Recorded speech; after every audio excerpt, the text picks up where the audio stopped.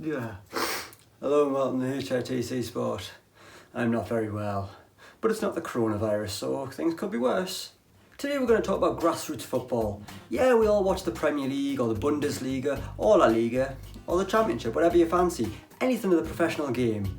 But really, what we all enjoy is playing a bit of grassroots football. Whether it's Sunday League stuff, playing as a youth kid on a Saturday morning on a Morrison's Field pitch, or a pub league when you're getting kicked to bits by a bloke who's 40 years older than you.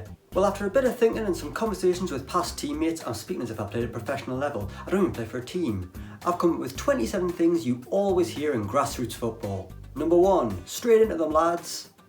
No matter where you're playing, there's always some person who, as soon as the whistle blows, shouts, straight into them lads, as if the rest of your team isn't actually ready for a game of football to start, and they're just going to let the opposition just run around and score. Arsehole. Number 2, the first one's free. This is not true. The first tackle you make is not free. If you go and break someone's leg, and just because it's your first tackle, that doesn't mean you're going to get away with it. But in Sunday League and pub football, people think they can. You can have a little totting up process. The first one is free. It's not free at all. Number 3, get him hit, let him know he's in a game. Just like the first one being free, you probably shouldn't get your opponent hit. This isn't the Italian job of the Sopranos. But if you're a slowish fullback up against a tricky winger, it's a good idea maybe just to give your opponent a little tap, just to let him know he's in a game, let him know you're there. It might make him think twice about running at you later on in the game. Number 4, watch the bounce. I don't know what it is about football, but the further down you go in the pyramid, the less people seem to understand the way a ball actually bounces off the ground and in the air. Time and time again, you'll see a long ball go up the pitch, take a big bounce, and then straight over a defender's head. You'll have cries of, don't let it bounce, or watch the bounce, and your defender does not watch the bounce, and the opposition goes and scores. An error that could have been averted, but wasn't, and now you're 1-0 down. Number 5, he doesn't want it. A great thing to shout at an opposition player when he gets control of the ball, to make him think, does he want the ball? Maybe I don't want it. Should I get rid of it as quickly as possible? Yes, I'll just boot this into touch. It's one of those things you just say, it puts players under a little bit of pressure, or it might just annoy them. It's worth trying. Number 6, test the keeper.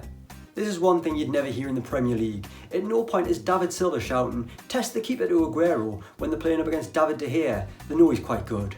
But especially in pub leagues, you don't really have a recognised goalkeeper. A lot of players are just taking their turn in goal. I remember one time going to a non-league game and the goalkeeper could only have been about 15. It was pissing down with rain. He got absolutely bullied. I think he ended up conceding about 8.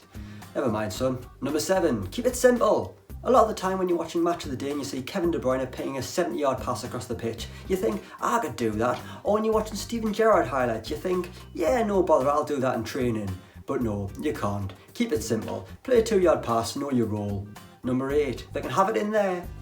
This is a good thing to shout if you're getting absolutely battered with possession. If you can't get your foot on it and the other team are just passing it around you, just shout, they can have it in there. It makes them think, maybe you're not actually doing anything with this. They're probably not going to give up possession and will continue to batter you, but it's worth shouting, you might get a few laughs. Number 9, box them in. If the other team's got to throw in the corner of their own half, you've got to shout box them in. You've got to squeeze everyone up the pitch and try and make them struggle to get out. You might win possession and you might score a goal. But most recently I've just noted that if you box them in, all they'll do is just throw the ball over your heads and then run at your defence straight away, so actually it's quite a bad idea. Number 10, gamble. No, we're not in Las Vegas, we're on a bubbly pitch on the seaside, and when a long ball goes up the pitch, you've got to gamble on it. The defender might miss it, it might take an outward bounce, it might run past the defender, and you might be through on goal. But if you don't gamble, you won't get a chance. I used to always do this when I was a kid. I'm not very good in the air, I'm not very tall, so I'll just bank on the defender missing it and just run beyond. Not that I'm quick at all either. Number 11, mark up. I don't know what it is about Sunday League football, but no team is organised when it comes to corners. What I normally do is just stand on the back post. That thing's going nowhere, and if it comes towards you, you can clear it off the line and be a hero. There's no way you can get out-muscled by the post. But yeah, you'll always have cries of, who's got number 5? Who's marking the big lad? No one's marking them. And then there'll be an inquest after the ball's in the net, and you're 1-0 down. 10 minutes later, the same will happen again, and again, and again. And then everyone's looking around each other and thinking, how has that happened? We were bloody well organised there. We spent 10 minutes on this in training. Number 12, if in doubt. If in doubt, kick it out. Or if you're cynical, if in doubt, take them out. Sometimes there's nothing better than a cultured whack into touch. Number 13, split them. I've got no idea what this means, but someone always shouts it on a Saturday morning. Split what? The atom? Banana split? The European cities split? A dyslexic trying to spell Slipknot? Is that a little bit too far of a joke? Number 14, get it in the mixer. Stop pissing about on a bobbly pitch in the rain. Just get the ball in the box. What a waste of time passing it 2 yards. Just pump it long, get it in the box, play off the knockdowns, see what happens. It's a tactic that will live on forever in grassroots football. Number 16, it's all they've got. If a team is just pumping it into the mixer with no results, just shout, it's all they've got. Let them know that we know all they've got is a long ball. Number 16, I got the ball, ref. If you've got to shout that, you probably didn't get the ball. There's a reason why he's in a heap on the floor with his bones in two, blood everywhere, and passed out. Number 17, any variation of, out, it goes, get it away. There's a bouncing ball in your own box and there's panic. Someone's trying to pass it out, take 5 touches before getting it clear. Just whack the thing long, get rid of the danger, Christ's sake. Number 18, sorry. Sometimes you just got to hold your hands up and admit you made a mistake. Whether you've passed to the wrong man, lost possession easily, scored an own goal or missed an absolute sitter, a lot of the time in Sunday League football you're going to have to apologise to your teammates because you've probably made a mistake. If you weren't making those mistakes, you'd be playing at a lot higher level. Number 19, asking your opponent, where are you in the league? It's something you've just got to ask to know what you're up against. And then they'll probably say, oh, we're 17th and 3 points off bottom, but we've got 9 games in hand and if we win all them, we can go third. It sounds likely, mate. Number 20, we've got the win second half, or even better, we've got the hill second half. No Premier League dressing room says at half time we've got the wind. And now the Storm Kiara, or Kia or whatever it was called, played havoc at the weekend, but there's no way that's what was said in the Bramall Lane dressing room. But using the wind can be a great tactic. I remember one time playing in goal in a 7-a-side game and nearly scoring from a goal kick. It would have gone in if it hadn't been for the striker just poking it in. Also, number 21, it's sat up nicely.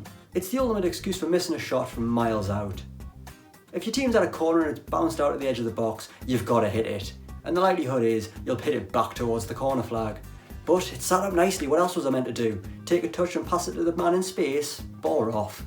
Number 22, win the second half, lads. This is an ultimate half-time shout from a manager whose team are 5-0 down. Yeah, you can win the second half, but unless you win it by more than 5, you're not going to win the overall game. That's not how football works. On the opposite foot, another good shout is, it's 0-0 when you're 9-0 up. It's not, you're absolutely pissing all over this team. Number 23, what's the score? I can never understand why, but you always come up against a player who doesn't know the score. If you don't know the score, why are you here? Why are we playing? If you don't know the score, what's the point? Idiot. You win in 3-2, get over it. Then the opposite foot, you've got people like me who know every detail of the game, which is nothing to be proud of. What's the score, you shout? Oh, it's 2-1. Anthony put the Reds 1-0 up in the 7th minute after a lovely through ball by Matthew. And this is why people don't like me. Number 24, should have shot, mate. Love this one, it's always a class shout. If someone takes a shot from miles out and misses, it's best to give them a tap on the shoulder and just say, oh, you should have had a shot, mate, would have been a much better option. Classic banter. Number 25, how are we losing to these? The ultimate mark of disrespect. A team's just went 1-0 up and the opposition shouts, how are we losing to these? They're crap. Well, they can't be that crap if they're beating you. Number 26, how long, ref? An absolute classic. The poor referee must spend most of the game just looking at his watch because he's got every player saying, how long, ref? We've got long till half time. How much is added on? I went at the final 5, ref. I need to go to the side of the pitch and spew. Have I got time for a tab? The latter ones are more associated with pub football, I'll be honest, not the under-12s. And finally, number 27, a man of the match is the goalkeeper after losing 8-0. Yes, that's how bad you were.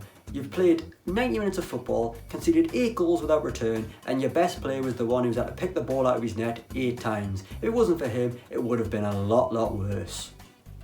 So there we have it, those are 27 things you will always hear in grassroots football. Let us know of any more in the comments below, and don't forget to like, share and subscribe as we continue on the road to 400,000 subscribers. And if you like, follow us on Twitter, I'm at HITC James. But until then, we'll catch you next time. Cheers, lads.